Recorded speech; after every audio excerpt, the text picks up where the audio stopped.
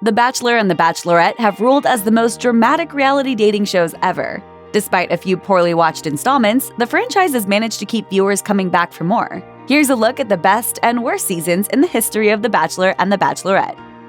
Season 13 of The Bachelor is among the franchise's best for more reasons than one. For starters, the leading man, Jason Mesnick, was the first single parent in the franchise's history to ever become a bachelor or bachelorette. Mesnick's dad status completely raised the stakes for a season, as he made it clear he was searching for not only a wife, but a stepmother for his son Ty. Of course, that wouldn't be the last time Mesnick made Bachelor history. Moments after witnessing him propose to his final pick, Melissa Rycroft, viewers watched as Mesnick ended his engagement to Rycroft on the After the Final Rose special, confessing to her that he still had feelings for his runner-up Molly Mullaney. Rycroft was understandably angry. You're such a bastard. However, the evening ended on a happy note when Mullaney excitedly accepted Mesnick's plea for a second chance. While Mesnick's switcheroo landed him the title of Most Hated Man in America for a while, his relationship with Mullaney blossomed into one of Bachelor Nation's greatest love stories. The couple married and welcomed their first child together, Riley Ann Mesnick, in March 2013. Despite being a far-fetched representation of what dating is actually like, The Bachelor is a reality dating show. Of course, where there's dating, there's bound to be heartbreak, a fact Bachelor Nation fans know all too well. While The Bachelor might present itself as a show about finding love, it's pretty clear that the franchise's actual bread and butter is the business of breakups. Usually, The Bachelor is the person tasked with breaking the hearts of those vying for his affection. However, during his season, Colton Underwood proved that bachelors can get dumped too. While contestants have broken up with leads before, no bachelor or bachelorette has been dumped on their own season as frequently as Underwood. As Vulture reported, 3 women left the season of their own accord. Cassie Randolph also broke up with The Bachelor on their fantasy suite date, revealing she wasn't sure she wanted to get engaged. However, following Underwood's dramatic, seemingly gravity-defying fence jump, the two decided to continue their relationship off-screen. Nailed it. Nailed it. Nailed it. Emily Maynard made history as The Bachelorette's first single mother lead. To accommodate her life as a single mom, initial production for Maynard's season, which aired in May 2012, moved from the Bachelor Mansion to Charlotte, North Carolina, so that Maynard could stay close to her daughter Ricky. While she seemed like a sweet Southern belle on the surface, Maynard quickly proved herself to be a feisty force to be reckoned with, especially when it came to her daughter. When Maynard heard contestant Kaylin McMahon had referred to Ricky as baggage, the soft-spoken blonde wasted no time in putting him in his place, telling him to, quote, get the f*** out. While her engagement to winner Jeff Holm ultimately didn't last, Maynard is still a beloved figure in Bachelor Nation, and her historic season was certainly a win for single moms everywhere.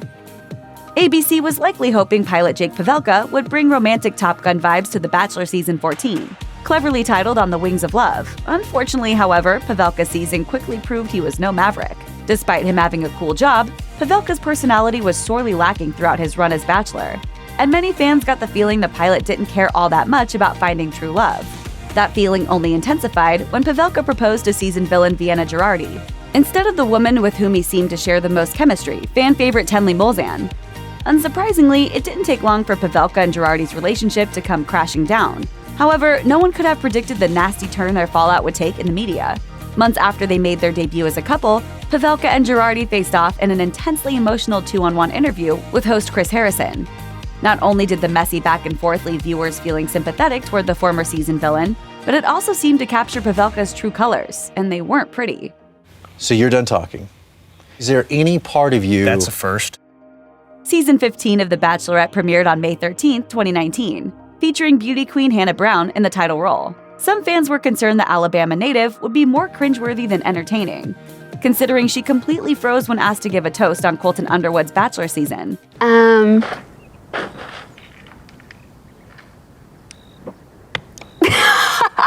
can't do this. However, Brown's season of The Bachelorette quickly became one for the reality TV history books. The former Miss Alabama USA kicked off her season by fiercely confronting and eliminating a contestant upon learning he had a girlfriend, proving she wasn't afraid to stick up for herself and call her own shots. Later in the season, when Luke Parker seemingly shamed Brown ahead of their fantasy suite date, The Bachelorette's fiery tell-it-like-it-is attitude came out in full force as she sent the contestant packing. While she ultimately didn't find her happily ever after, Brown's explosive conversation with The Bachelorette's Luke Parker did spark an important nationwide discussion on faith, feminism, and sexual autonomy, and forever changed the way we look at windmills. I didn't just go to the fantasy suite. I a windmill. Desiree Hartsock's emotional breakup with Brooks Forrester, certainly made for entertaining TV. However, the gut punch of watching Hartsock's heart break into a million pieces, as well as the sinking feeling she settled for her final pick, made Season 9 of The Bachelorette one of the franchise's most disappointing installments. Hartsock was blindsided in the penultimate episode of her season when Forrester, the man for whom Hartsock had the strongest feelings, confessed he wasn't in love with her. Hartsock was understandably devastated by the admission, and upon Forrester's exit, considered throwing in the towel herself. You want to know why I was conflicted throughout this whole thing? Because I didn't want to share my heart. I wanted to give it to you. Despite her words, Hartsock did accept a proposal from contestant Chris Siegfried, ultimately marrying and starting a family with her final pick. However, considering her reaction to Forrester leaving, it's hard not to feel as if Hartsock settled for Siegfried in an attempt to force a happy ending. I was torn apart by Brooks leaving. I loved him. Sean Lowe had his heart broken on Emily Maynard's Bachelorette season, but his status as a fan favorite landed him the leading role in Season 17 of The Bachelor. Lowe's season introduced multiple contestants who would go on to find popularity within Bachelor Nation. However, Season 17 remains one of the franchise's best and most beloved, largely due to the happy ending Lowe found with contestant Catherine Guidici. A graphic designer from Seattle, Washington, Guidici was far from the safe choice for Lowe. In fact, as he wrote in his book For the Right Reasons, I really liked Catherine, but she was a Birkenstock-wearing vegan food blogger from Seattle. I was a meat eater who'd worked in the oil and gas industry. How could that possibly work out? Fortunately, Lowe followed his heart, which led to an ultra-dreamy proposal, followed by an epic elephant back ride into the sunset. Oh my gosh! Oh. Today, the lovebirds are married with children and are seemingly happier than ever. Now that's what you call a Bachelor fairy tale. Jason Mesnick might have invented the televised switcheroo, but Arie Luyendyk Jr. totally upped the ante during a season of The Bachelor. Luyendyk Jr. decided to approach his breakup with fiancée Becca Kufrin by blindsiding her with the camera crew on what she thought would be the beginning of a romantic getaway, and revealing to her his intention to pursue runner-up Lauren Burnham. ABC aired what they called the raw, unedited footage of the moment, using a split-screen format to showcase each party's reaction simultaneously. Unfortunately, the footage made many viewers feel as though they were viewing an intensely private, emotional moment that should have been kept between the two parties involved. Everyone loves a little drama, but an ambush breakup is probably where the line should be drawn. Considering The Bachelorette wouldn't exist without Trista Rehn, who captured America's heart on The Bachelor Season 1, it only makes sense that her season is widely considered one of the franchise's best. Not only did Rehn's season set a precedent for future Bachelorette installments, it also produced one of the most celebrated love stories in Bachelor Nation history. While there were far less jaw-dropping dramatic moments on the inaugural season of The Bachelorette, fans were enthralled by Rehn's chemistry with firefighter Ryan Sutter. After weeks of watching Rehn and Sutter fall head over heels for each other, viewers were overjoyed when The Bachelorette confessed her love for Sutter, accepting his proposal on the season finale. I can now tell you without reservation that I'm in love with you. Thank you. The couple wed in December 2003, and according to People, their romantic ceremony was watched by a whopping 26 million viewers when it aired on ABC. Today, the two are still happily married with 2 children, proving the Bachelor journey really can work for a lucky few. Juan Pablo Galavis' season of The Bachelor was a wild, entertaining ride from start to finish. However, the attitude the controversial lead displayed toward the women vying for his heart lands Galavis' run on our list of worst Bachelor seasons ever. Oof. For starters, Galavis constantly disrespected and/or patronized the women on his season. One of the most striking examples of this was when he seemingly shamed contestant Claire Crawley after the two appeared to engage in mutual hanky-panky during a midnight swim. I hope nobody knows. No. It was good. But at the same time, it was kind of a little weird for me. In another famous moment from the season, contestant Andy Dorfman confronted Galavis after their fantasy suite date, telling The Bachelor she'd realized she wasn't in love with him.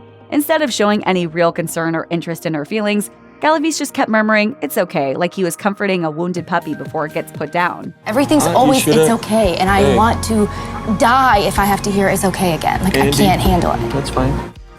A mega popular contestant on Nick Viall's season of The Bachelor, Rachel Lindsay was cast for season 13 of The Bachelorette before her Bachelor elimination had even aired. The Texas attorney's run as Bachelorette was jam-packed with humor, drama, and romance. While the majority of viewers were rooting for charming contestant Peter Kraus to be the final man standing, Lindsay ultimately ended the relationship when Kraus revealed himself to be hesitant about proposing. Despite her emotional breakup with Kraus, Bachelorette Rachel Lindsay found her happily ever after with Brian Abasolo, the contestant to whom she'd given her first impression rose. Considering Lindsay and Abasolo tied the knot in August 2019, it appears her instincts were spot on. Despite appearing to fall for both of his final 2 contestants, Jenny Croft and Deanna Pappas, Brad Womack delivered a blow on the Bachelor Season 11 finale when he rejected both women and left the show a single man. I need the man to lead me. Right, that's not cliche. Not cliche at all. I need to be led. Like, I need love. Don't we all? Viewers were especially displeased with the way Womack delivered the news to frontrunner Pappas, who had been the fan favorite to win his heart. Holding Pappas' hands and telling her he believed marriage was a one-time thing, Womack revealed that he'd said goodbye to Jenny. A wave of relief washed over the contestant's face, but Womack's next confession took a sledgehammer to Pappas' dream of a happy ending. I can't look you in your eye and tell you that I love you. I can't. I have to tell you goodbye. Not only did Womack seemingly lead on Pappas and Croft with no intention of following through with either relationship, his season of The Bachelor teased fans with a love story it had no intention of delivering. I have something for you. Oh, no. But here's the thing, okay, it's not from me. Okay. It's from every woman in America. Oh, God, are you gonna knock me? Check out one of our newest videos right here. Plus, even more list videos about your favorite reality shows are coming soon. Subscribe to our YouTube channel and hit the bell so you don't miss a single one.